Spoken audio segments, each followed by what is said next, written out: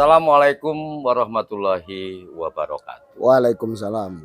Pemirsa netizen dimanapun berada, Anda tentu tahu, ternyata tidak hanya di Banyuwangi, bahkan Indonesia juga dunia, terjadi penambangan yang cukup marak. Nah, ternyata menurut narasumber saya yang sekarang duduk maksudnya, yang sedang duduk samping saya ini tidak bisa dipisahkan dengan hukum-hukum dalam kegaiban. Betul. Itu ya. Betul, Pak. Oke. Betul. Kita akan membahas seperti apa yang dimaksud dengan hukum-hukum kegaiban dalam dunia pertambangan itu. Nanti narasumber saya, Mas Eko, akan menjelaskan. Baik, sebelum kita bincang-bincang Mas Eko nama lengkapnya siapa Mas Eko? Nama saya Eko Wijiono, saya pelaksana mandat Gerakan Aktivis Indonesia Bersatu yang lebih dikenal oleh rekan-rekan pergerakan itu adalah GAIB atau Gerakan Aktivis Indonesia Bersatu. Oke, luar biasa.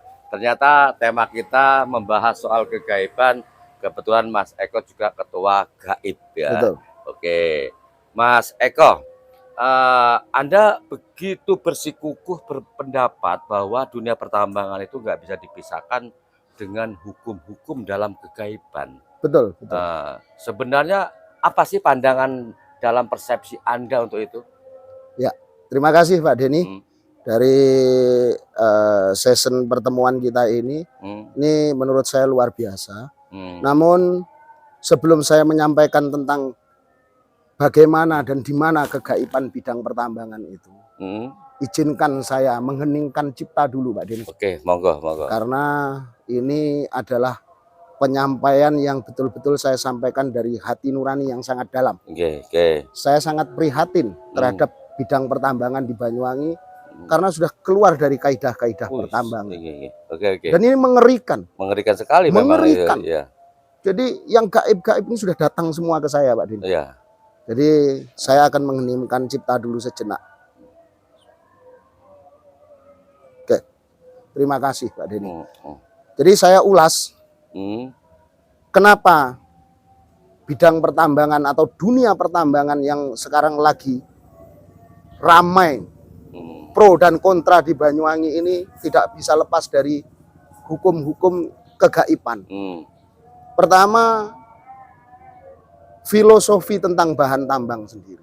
Bahan tambang itu adalah cadangan alam semesta yang di situ merupakan peranan tunggal dari Sang Maha Pencipta, Sang Maha Kuasa, yang hampir tidak ada sama sekali peranan manusianya. Sudah disediakan, tinggal diambil dan dinikmati. Jadi kalau tidak didasarkan dengan pemikiran jiwa-jiwa gaib atau pemikiran-pemikiran gaib, maka berbahaya. Seperti yang sudah mulai terjadi di Banyuwangi saat ini, Pak Denny. Ya, lagi ramai sekarang, marak sekali ya. Betul. Terus sifat-sifat gaibnya menurut pandangan Mas Eko selaku ketua gaib sendiri itu seperti apa misalnya? Ya, terima kasih Mas Pak Denny. Saya buat sebuah ilustrasi bahwa bahan tambang itu tersedia di alam semesta. Maka di situ berbicara tentang pertambangan, telisik pemikiran intelijensi kita sangat tidak menjangkau, maka sangat panjang, hanya bersifat anasir-anasir, perkiraan-perkiraan tentang sesuatu yang akan ditambang itu sendiri. Maka saya bilang sangat panjang. Kemudian yang kedua, dalam. Kenapa saya katakan dalam? Situasinya ini berlapis-lapis, hampir yang di permukaan saja yang bisa dilihat oleh manusia. Tampak ya. Yang selebihnya dari itu kan tertutup tabir namanya. Betul, ya. Sangat dalam. Nah, yang ketiga, lebar. Kenapa lebar? Di situ sangat menggiurkan. Menambang itu mengambil sebuah potensi yang disediakan oleh Tuhan Yang Maha Esa berupa berkah di dalam alam ini, alam semesta ini. Bumi ya. Iya, yang di situ adalah untuk memenuhi kepuasan, hawa nafsu. Maka saya katakan sangat lebar, nggak ada selesainya. Hari ini kita dapat satu genggam, besok kita kembali pasti ingin mendapatkan lebih. Begitu lebih lagi, ya. Mengetahui potensi lebarnya sebuah harapan hawa nafsu di dalam ingin memiliki atau mendapatkan bahan tambang tersebut. Contoh nih Pak Denny, secara sederhana. Kita salah satunya bahan tambang itu misalkan bahan bakar. Dulu untuk menjadikan api itu kita nggak perlu bahan tambang, cukup kayu-kayuan aja bisa. Tapi karena ingin mendapatkan kepuasan yang lebih, maka dia akan mencari minyak bumi. Nah, perbuatan itulah yang disebut pertambangan. Pertambangan, prosesnya ya. Betul. Gedung semacam yang ada di hadapan kita ini adalah merupakan tempat bernaung, tempat tinggal, tempat mengamankan diri bagi penghuninya. Dulu tanpa pasir dan batu, manusia cukup dengan kayu-kayuan dan papan aja terlindungi, Pak Denny. Ya. Tapi karena kebanggaan, rasa keserakahan itu tadi, maka dia ingin membuat perlindungan yang kokoh. Maka dibutuhkanlah bahan-bahan tambang. Maka dia akan mencari batu, pasir, terus kemudian tanah untuk timbunan. Dan itu dari keserakahan. Berpikir ingin puas, lebih puas lagi. Berarti yang diburu di situ hanya sebuah prestis ya. Betul. Gengsinya di situ iya, ya. Dan itulah sifat manusia perkembangannya. Maka berbicara pertambangan, tahapan-tahapannya itu ada sejak adanya manusia. Dulu zaman batu orang tidak perlu senjata tajam dari logam. Dia cukup dengan batu untuk mengiris, memotong, menggali, mencungkil. Alat kerja bantu. Zaman batu. Zaman batu. Tapi begitu dia mengetahui kebutuhan kok yang lain hebat, dia ingin menjadi lebih super power lagi, lebih hebat. Dia mencari logam untuk menjadikan pisau, cangkul, alat mesin yang terbuat dari baja dan sebagainya. Dan perbuatan itu disebut menambang. Cara mendapatkannya dengan cara menambang. Pertaruhannya sangat luar biasa. Saya katakan lebar. Yang terakhir gelap, Pak Denny. Gelap. Jadi panjang, lebar, dalam, gelap. Oke, gelap. Kira-kira di mana letak gelapnya itu? Nah, inilah tingkat tertinggi dari kegaiban dalam pertambangan. Jadi orang menambang itu pertama harus didasari oleh niat yang baik. Niat yang baik itu pertama adalah suatu kehendak untuk mendapatkan sebuah persetujuan. Kepada siapa? Tentunya kepada yang membuat bahan tambang itu semua. Berdiri bulu kuduk saya, Pak Denny. Ya, mengerikan ya. Anda udah betul-betul. Angin sangat deras kencang. Ya, ketika mengucapkan itu angin langsung berembus kencang. Betul. Ini luar biasa. Saya katakan dengan niat yang baik, meminta persetujuan, izin kepada siapa? Tentunya kepada yang maha kuasa yang telah menyediakan. Manusia tinggal mengambil tanpa peranan. Tanpa membibit, tanpa menaruh, tanpa menyediakan, dia tinggal mengambil. Perbuatan keinginan untuk mengambil itu yang disebut pertambangan. Makanya namanya pertambangan. Oke, Mas Eko. Dan gitu. Yang kedua, Pak Denny, saya lanjutkan. Ya. Izin yang kedua tentunya kita ini kan sudah diatur di zaman modern menjadi sebuah bangsa-bangsa dan negara-negara. Ya. Maka izin itu ya harus kepada negara. Ya. Sebagai bentuk apa? Memberikan rasa keadilan, perlindungan kepada semua supaya tidak semena-mena. Nah, kalau tidak izin kepada negara, ya kurang lengkap. Berarti bentuknya administrasi. Administrasi yang kita kenal saat ini yang banyak diperbincangkan tentang izin usaha pertambangan operasi produksi. Kepada negara itu. Oke, izin kepada Tuhan yang Maha Esa. Itu dasar niat baiknya di situ dulu. Jadi ada niat baik. Kalau enggak namanya enggak punya niat baik. Celaka itu. Akan berhadapan dengan kegaiban dalam pertambangan. Dan itu semua di luar dugaan pastinya. Betul. Celaka pasti. Saya pastikan celaka. Yang kedua, izin kepada negara. Kalau tidak izin kepada negara, pasti celaka. Maka sebut ilegal berarti. Iya. Atau yang dikatakan melanggar hukum, mengandung resiko.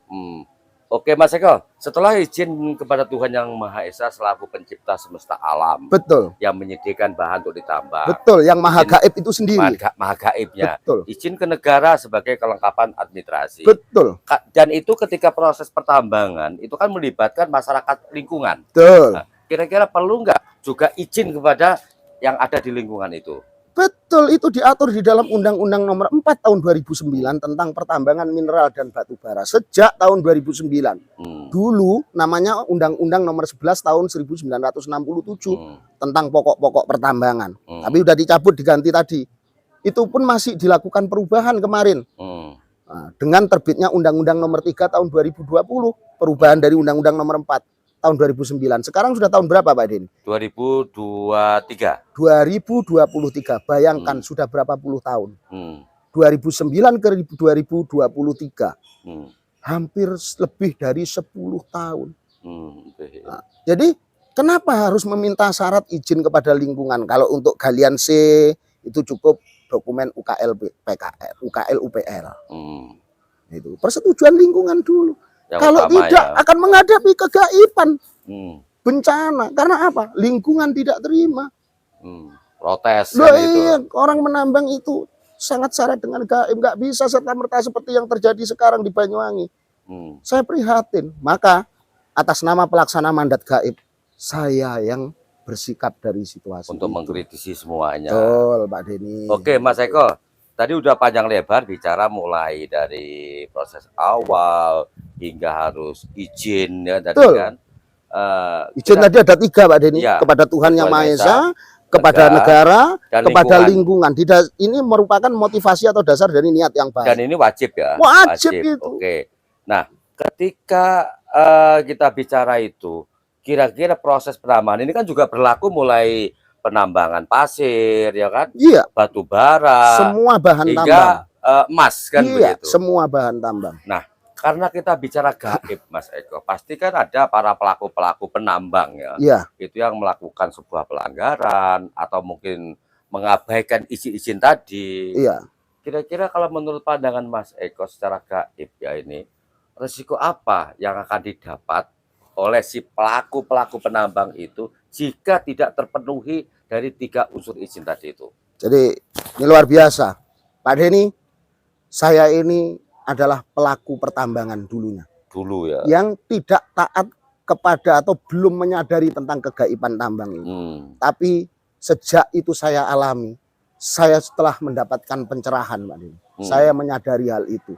Maka saya tetap memotivasi kepada saudara-saudara saya yang menambang untuk sadar itu semua ya, tentang niat baik tadi berupa izin tadi. Karena kalau tidak, dampak contoh saya alami langsung. Ya pertama, kalau tidak ada niat baik izin kepada negara, dia akan mendapat sanksi pidana. Sanksi pidana negara ya. Betul, itu diatur dalam undang-undang tadi, jelas itu. Berat sanksinya. Kalau sanksi negara kan sifatnya memang positif, normatif lah ya. Iya. Kalau gaib ya di mana sanksinya itu? Jadi kalau tidak didasari dengan niat yang baik, ya, tidak memiliki niat baik izin kepada Tuhan Yang Maha Esa dengan ketulusan loh ya. Saya katakan, karena itu merupakan berkah alam yang tinggal diambil tadi. Ya akan menimbulkan kegaiban, pemberontakan atau jiwa-jiwa meronta dari yang gaib-gaib yang ada di tempat pertambangan itu. Di lingkungannya ya. Iya, ada yang kesurupan, ada yang rizkinya rusak. Betul, keluarganya sakit, kadang kena bencana, kejatuhan. Kemudian timbul perlawanan-perlawanan dari yang tidak terima. Itu bisa diimplementasikan menyerupai manusia. Contoh kemarin ketua aktivis LPBI investigator itu teriak-teriak menolak pertambangan yang tidak dengan niat yang baik tadi, termasuk juga saya. Loh, itu implementasi dari kegaiban itu. Artinya apa? Ada yang tidak terima. Termasuk negara mestinya ya ada tidak terima. Contoh yang ditindak, dihukum pidanakan dan sebagainya. Loh, itu implementasi ketidakterimaan dari kemahakuasaan itu tadi. Apakah ini juga termasuk diantaranya munculnya berbagai musibah atau bencana-bencana? Apa itu juga bagian daripada kemarahan alam atau bagaimana itu? Saya meyakininya seperti itu, Pak Denny. Jadi rona bentang alam atau wajah bumi yang merupakan anugerah tadi mendasar. Jadi menambang itu sikap yang diperintahkan dengan niat yang baik. Yang kedua, harus melakukan persembahan kepada tiga kaidah tadi, kepada Tuhan Yang Maha Esa, sikap tulus, suka bersedekah, suka berbagi. Karena apa yang diambil itu sudah disediakan. Iya. Harus berjiwa itu sosial yang tinggi. Berarti persembahan untuk apa kepada Sang Maha Pencipta ini berupa sodako atau berbagi kepada lingkungan. Membangun tempat-tempat ibadah, membangun fasilitas jalan yang rusak. Saya lihat di Banyuwangi kan banyak keluhan itu. Jalan-jalan yang rusak, gaibnya teriak-teriak itu, kepala desanya marah-marah, lingkungan jalannya marah-marah, banyak orang yang jatuh. Loh, timbul kecelakaan enggak? Celaka. Bisa-bisa supirnya juga celaka. Penambangnya bisa-bisa diteriakin, diolok-olok, bahkan bisa ditutup tambangnya, celaka. Dia sudah mengeluarkan biaya, bisa rugi. Persembahan yang kedua Pak Denny, persembahan kepada penguasa negara. Berupa pajak. Ada juga ya? Wajib membayar pajak. Nah cuma bagaimana mau dipungut pajak, uang tidak terdaftar, tidak tercatat. Izin nggak diurus. Izin nggak diurus. Nah gitu. Nah, kaidah itu kan sulit akhirnya.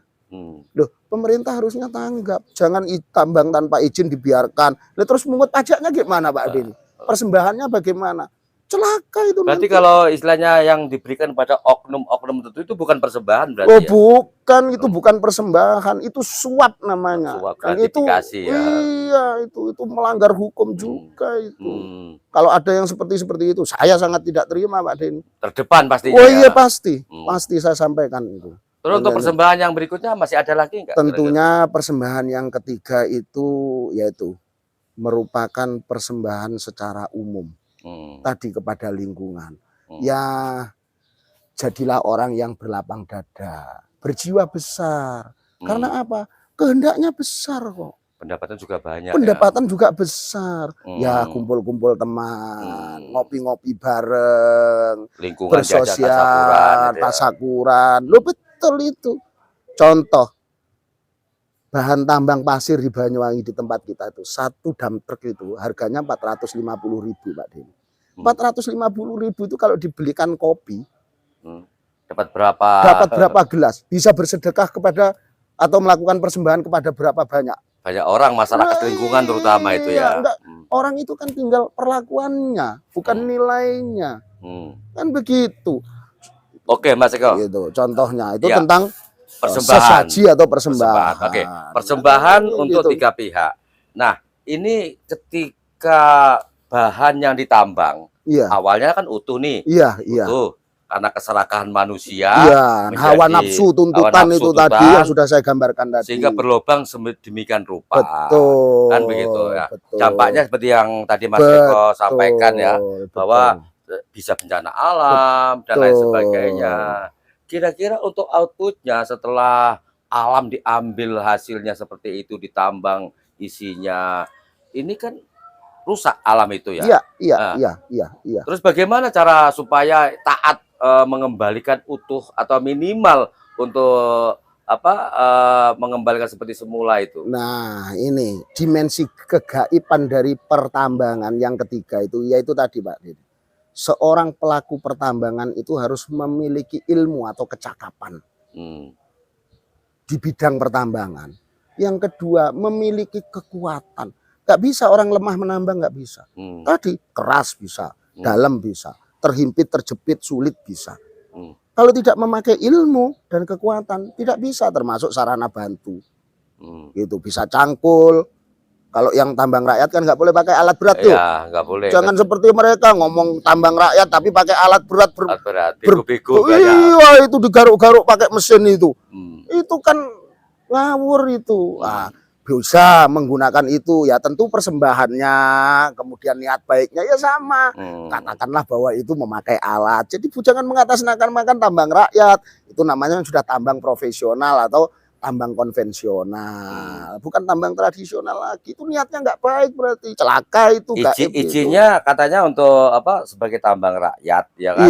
Tapi peralatan digunakan peralatan berat. Itu kan berarti niatnya tidak baik Pak Denny. Oh gitu, di situ ya. Iya, gaib tidak terima itu. Pasti buktikan, kalau nggak percaya celaka mereka nanti. Nah, untuk rela kemasinya gimana? Jadi begini, saya katakan harus dengan orang yang melakukan itu harus berilmu, cakap dan memiliki kekuatan. Artinya apa? Dia mampu menanggulangi dampak-dampak yang timbul tadi. Jadi dengan didasarkan oleh niat yang baik Hmm. tadi, kemudian yang kedua melakukan persembahan, taat pajak dan sebagainya tadi, izin tadi. Yang ketiga, cakap, memiliki ilmu dan kemampuan. Sehingga apa? Bisa meminimalisir dampak. Setelah dilakukan kegiatan, maka akan dilakukan reklamasi. Jadi banyak nih seluruh aktivis di Banyuwangi, persepsinya reklamasi itu yang kemarin diambil 1 meter, dilubangi 1 meter harus ditutup 1 meter. Itu bukan reklamasi. Reklamasi itu paling tidak kaidahnya jelas tadi. Ada izin lingkungan tadi, di situ tertera. Nah, sebelumnya dalam rencana tambang namanya. Di situ tertera bagaimana reklamasinya. Misalkan dibuat, yang penting bisa difungsikan lagi, manfaat lagi. Jangan setelah digali ditinggalkan menjadi jurang terbengkalai yang tidak bisa dimanfaatkan. Misalkan dibuat teras miring nih, ditanami kayu-kayuan supaya tidak longsor ke berikutnya. Karena apa? Kalau tidak cakap, orangnya sudah selesai nambang aja, bencananya itu masih mengancam untuk anak cucu. Betul itu. Oke, Mas Eko, untuk mengantisipasi kemungkinan dampak yang tidak tertangani ya, ini sebelum proses eksploitasi, kan pasti kan dilakukan eksplorasi nih. Betul, nah, ketika proses eksplorasi berarti ada perhitungan-perhitungan. Mulai dari bagaimana untuk cara untuk menambang, terus tadi yang disebutkan tingkat kelebaran, keluasan, kedalaman, hingga kegelapan ini. Menurut pandangan Mas Eko di Banyuwangi khususnya ini, apakah teman-teman penambang atau pengusaha-pengusaha penambang mulai dari pasir hingga emas di Tumpang Pitu ini, apakah sudah memenuhi standar eksplorasi sebelum dilakukannya eksploitasi itu? Nah, disinilah fungsi dari tetap dasarnya niat yang baik tadi, Pak Denny. Dasar pertama, setelah itu kewajiban persembahan. Jadi pertama seorang pelaku usaha namanya serius, yang menjaminkan keseriusannya itu untuk berniat baik tadi. Jaminan reklamasi dibayarkan kepada negara. Kalau dia tidak mampu melakukan, negara yang melakukan. Tapi biayanya sudah dijaminkan dulu. Sudah ada lebih dulu ya. Iya, kalau mereka-mereka yang masih eksplorasi itu tahap penelitian. Jadi hanya untuk meyakinkan dia sebagai pemohon restu tadi bahwa dia nanti untung. Artinya usaha itu bisa dijalankan sesuai dengan apa yang dia kehendaki, hawa nafsunya tadi. Nah, kalau tidak dia mengundurkan diri namanya, tidak potensi namanya. Itu tapi harus didukung dengan keilmuan tadi yang cakap itu. Begitu dia sudah yakin, studi kelayakan dan kajian eksplorasinya, maka dia akan meningkatkan kepada izin operasi produksi. Nah, disitulah kegiatan sudah dimulai. Bukan atas dasar diskresi, IUP eksplorasi sudah dijadikan dasar untuk itu. Itu bencana kekuasaan yang melanggar kegaiban dari pertambangan. Artinya itu sudah dihitung sedemikian rupa ketika proses eksplorasi itu. Berarti betul, Pak Denny. Oke, menurut pandangan Mas Eko sekarang ini ya, untuk apa namanya, untuk penambangan di Tumpang Pitu sana ya, Tumpang Pitu sana. Sejauh ini Banyuwangi kan memiliki kekayaan emas yang luar biasa. Yang konon di atasnya Newmont sana ya. Betul. Ini kan sudah mulai eranya Bupati Ratna dimulai. Betul, informasinya seperti itu, mulai IMN hingga ke BSI. Kira-kira kemanfaatan sekarang, kemanfaatan dari hasil tambang tersebut, baik kepada masyarakat maupun daerah, menurut Mas Eko pandangannya seperti apa? Jadi semua kegiatan pertambangan asalkan memenuhi syarat-syarat kegaiban tadi dengan niat yang baik berupa izin tadi kepada Tuhan Yang Maha Esa, kepada negara, penguasa, kepada lingkungan, saya yakin manfaat, Pak Denny. Makanya tambang yang berizin itu pasti bermanfaat. Kalau enggak ya enggak mungkin diizinkan oleh yang penguasa. Nah, itu. Yang tidak berizin itu tidak manfaat karena apa? Tidak bisa mempertanggungjawabkan manfaatnya. Contoh kalau yang berizin jelas hitungan pajaknya berdasarkan laporan operasi produksinya, hasil tambangnya itu tadi. Ya kan pasti manfaat. Cuma diatur oleh negara. Tadi di Undang-Undang Dasar 1945 pasal 33 jelas. Jadi itu merupakan kekayaan itu tadi, kekayaan negara dikuasai oleh negara, digunakan untuk kemakmuran. Nah, kata-katanya jelas secara hierarki menyebutkan merupakan kekayaan, ya toh, dikelola oleh negara, dimanfaatkan, artinya yang menyalurkan negara. Jangan pakai persepsinya masing-masing. Kalau pakai persepsinya Tapi sejauh masing-masing ini ya sulit. menurut Mas Eko ya kira-kira ya sudah mampu sedemikian rupa nggak untuk menyumbang pertama kemajuan daerah Banyuwangi, kedua kesejahteraan rakyat Banyuwangi. Hasil dari penambangan di Tumpang Pitu itu. Menurut pandangan Mas Eko cara gaib loh ini ya. Jadi begini, tentang manfaat ya. Manfaat. Pertama, manfaat langsung dan manfaat tidak langsung. Tadi dasar dari pertambangan itu secara kegaiban kaidahnya adalah keserakahan untuk memenuhi hawa nafsu, kepuasan tadi. Kan dibutuhkan emas. Contoh istrinya Mas Denny, cewek-cewek putri-putri butuh emas. Kaum ibu. Iya, ya. Negara butuh uranium, butuh timah, butuh tembaga yang lainnya, logam. Juga misalkan masyarakat ya juga butuh pasir, butuh ini sudah manfaat tidak langsung. Jadi kalau dibilang tidak bermanfaat, wong mereka yang butuh kok nggak manfaat. Ya, artinya harus ada kejelasan dibutuhkan. Itu, ya. Nah, kemudian manfaat yang secara langsung tadi diatur oleh negara jelas itu ditagih. Di situ ada bidang pengawasan tambang namanya, inspektorat tambang. Mereka petugas negara yang sudah disajikan. Diatur di undang-undang itu. Mereka menyampaikan laporan palsu, ngapusi, jere wong using hapus. Nah, itu tadi. Gugiap, itu ya. Iya, kalau ketemu ya sanksi sama dengan yang lainnya, berbohong, pidana. Jelas diatur itu. Oke. Gitu. Mungkin masih ada lagi apa yang ingin disampaikan Mas Eko, bisa saja itu mungkin terkait penyimpangan-penyimpangan atau mungkin semacam risiko-risiko ketika prosesi pertambangan atau yang lainnya mungkin pemirsa bisa kita berikan pencerahan lagi. Iya, gitu. Jadi terakhir saya mau menutup penyampaian ini secara gaib. Secara gaib lagi ya. Jadi saya Eko Wijiono. Menghadap macam-macam ke pemirsa aja. Jadi saya Eko Wijiono mengingatkan kepada semua pihak, termasuk penguasa negara. Tadi dasar izin pertama adalah kepada Tuhan Yang Maha Esa. Kita semua menjalankan amanah dari Tuhan Yang Maha Esa tentang mengelola alam semesta ini yang baik. Silahkan dipenuhi untuk kebutuhan hawa nafsu, tapi dikendalikan, dikelola yang baik. Kedua, saya mengutuk keras apa yang sudah terjadi di Banyuwangi. Yang di situ konon katanya ada diskresi dari penguasa itu tadi terhadap kaidah tambang yang sudah saya jelaskan masih tahapan eksplorasi yang artinya tidak bisa bertanggung jawab tadi. Manfaat-manfaatnya seperti yang ditanyakan atau kita ulas tadi. Hati-hati. Kegaiban bencana itu menunggu kalian semua. Gitu ya. Jangan sembarangan. Ini tentang hasil sabda, tentang hasil kun, kehendak Tuhan Yang Maha Esa. Manusia tinggal mengambil, jangan sembarangan. Di situ dituntut pengelolaan yang baik seperti yang sudah disepakati oleh negara, oleh seluruh, artinya mewakili seluruh kehendak rakyat Indonesia.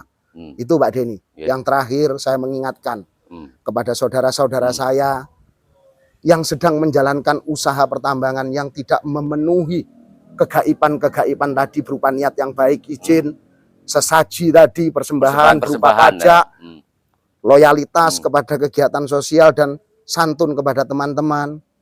Nah, yang ketiga, tidak menggunakan ilmu dan kekuatan yang baik tadi yang bisa merusak, dampaknya ditinggal seenaknya. Hati-hati. Alam ini akan menangis. Dan yang membuat tidak akan terima. Saya akan menagih pastinya. Akan ada konsekuensi. Secara langsung yang pernah saya alami. Dan mereka juga banyak yang mengalami dipidana dulu. Sama dengan saya. Jadi saya sudah sadar Pak Denny. Tobat saya. Saya tahu betul tentang kegaiban pertambangan. Oke. Tuh, demikian Pak Denny. Oke, terima kasih. Tadi. Pemirsa, itu tadi seperti yang apa disampaikan oleh Mas Eko, Ketua Gaib, yang pasti ini adalah menyangkut masalah hal-hal gaib. Bicara gaib tentu tidak dapat terduga oleh siapapun, kan gitu. Tapi suatu waktu bisa terjadi dan menimpa kepada si pelaku itu.